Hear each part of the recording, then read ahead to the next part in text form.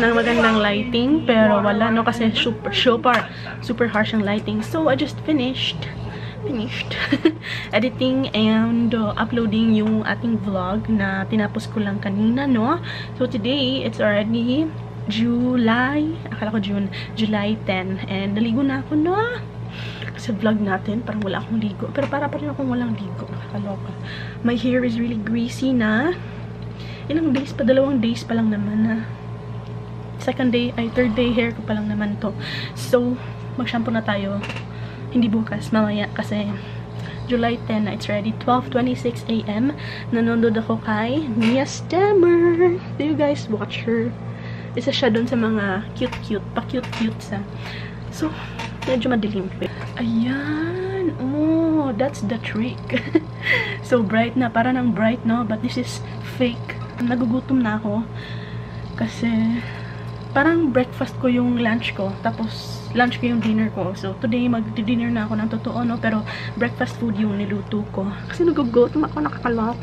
Alright, so this is what I'm having.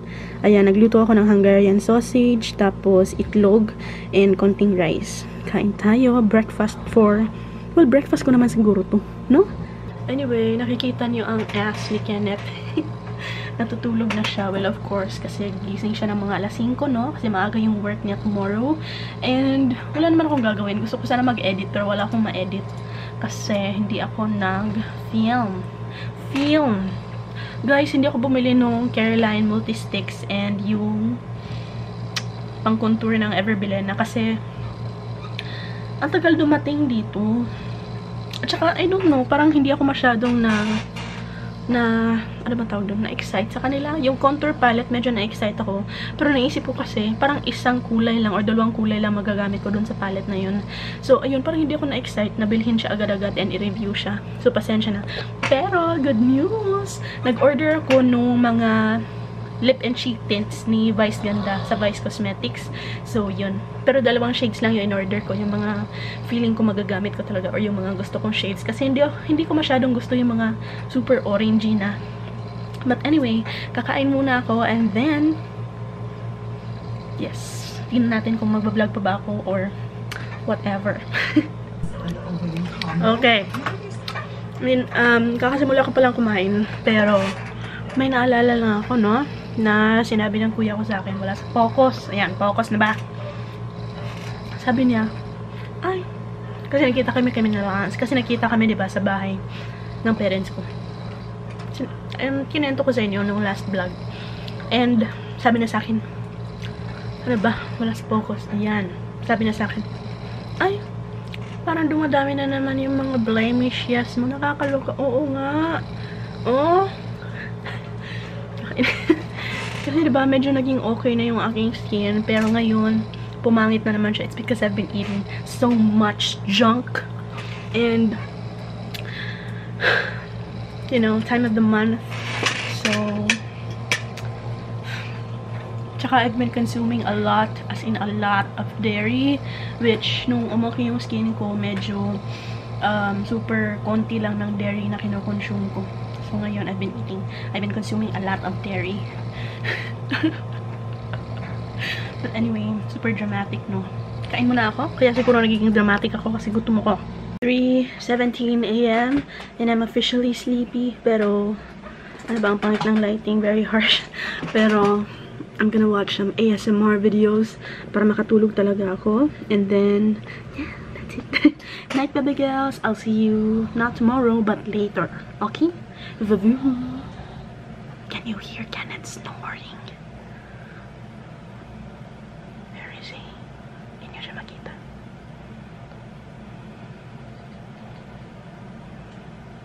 He stopped. Yo, I look rough. Ano ba? Para akong lalaki. Anyway. Ano ba itong pagmumukha ko? Guys! Nakaalis na si Kenneth. It's 7 AM and hindi pa ako natutulog. Hindi ako makatulog. Napaka-bright naman.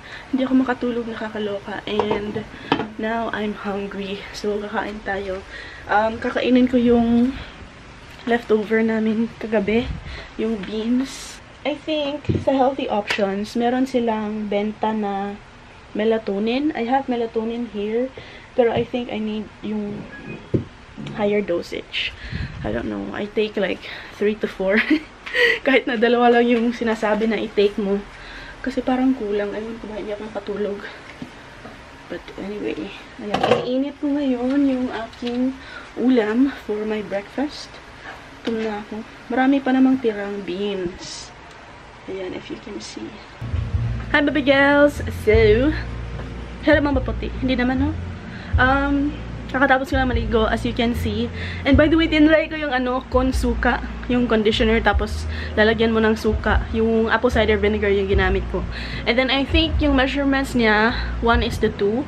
So, parang 1 part vinegar, 2 parts conditioner.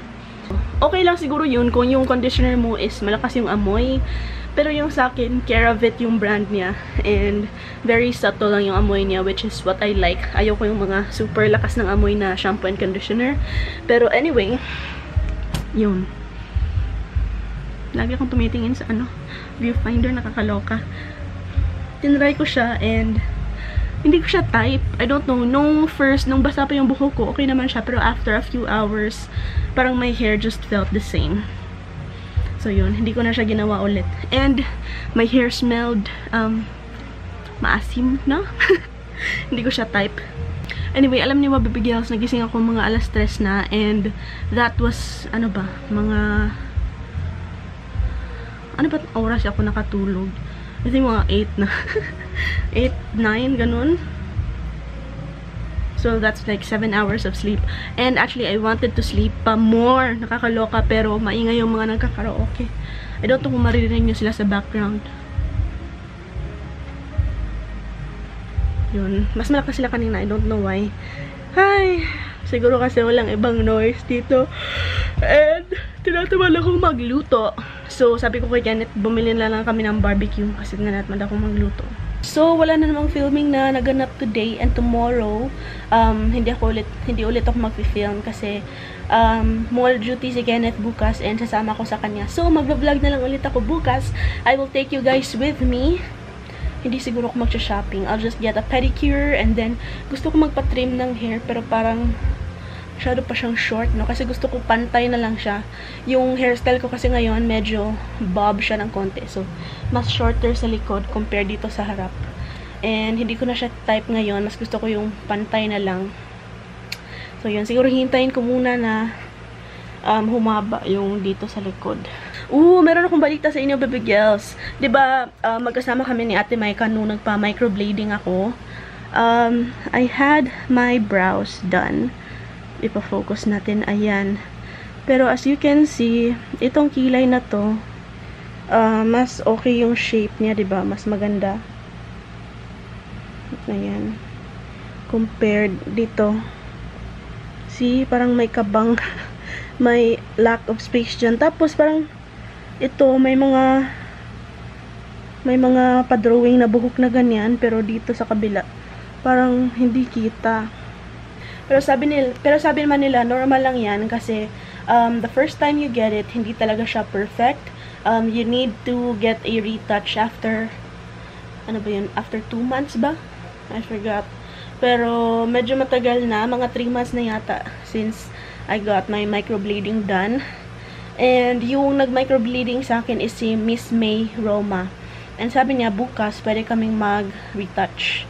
Tapos pwede din kami mag-lip tattoo. Pero natatakot ako sa lip tattoo, nakakaloka. Tapos, I don't think I really need it. Meron din siyang ina-offer na, tawag doon, eyeliner. Tapos, meron ding BB glow sa face. Pero natatakot na ako.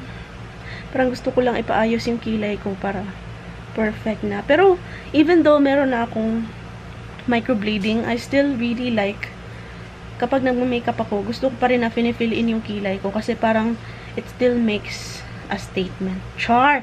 So, yun. I don't know, magpapa-retouch pa ba ako? Kasi tinatamad din akong pumunta dun sa city. Buti sana kung dito lang siya malapit. Anyway, hihintayin ko na si Kenneth, baby girls, and then, yun. I'll see you guys later. My love. Hi, guys. Kamusta ka naman?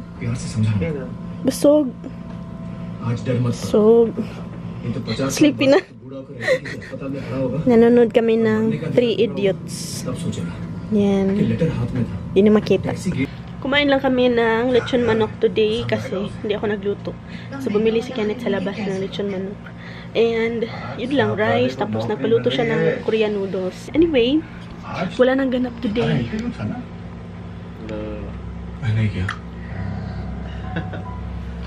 Nanonood kami ngayon kasi matagal pa yung duty ni Kenneth bukas. Bukas, I'll get my nails done. And then, yun lang. Ikot-ikot sa SM. So, I'll end this vlog now. Thank you for watching. And I hope to see you in the next vlog tomorrow.